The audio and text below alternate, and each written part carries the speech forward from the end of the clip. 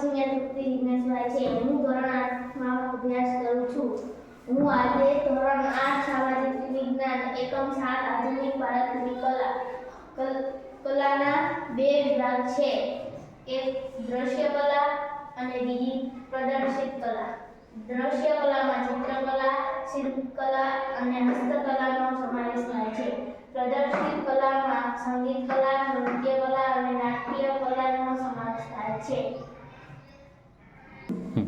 હવે હું ભારતના સૌપ્રથમ મળેલા ગુફાના ચિત્રો વિશે વાત કરીશ.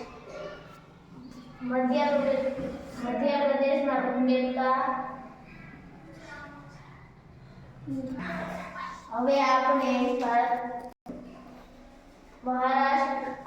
મહારાષ્ટ્રમાં નરસિંહગઢ, અજંતા ઇલોરા, કર્ણાટકમાં બાદામી, તમિલનાડુ કાંચીપુરમ, સીતાના વસા. આપણે જુદા જુદા રાજ્યોની ચિત્રશૈલીની વાત કરીશું. રાજસ્થાનમાં ફાડ શૈલી, ગુજરાતમાં પિથોરા શૈલી, મધ્યપ્રદેશમાં માળવા શૈલી, આંધ્રપ્રદેશમાં કલમકારી શૈલી, બંગાળમાં પટ્ટ શૈલી, બિહારમાં મધુબની.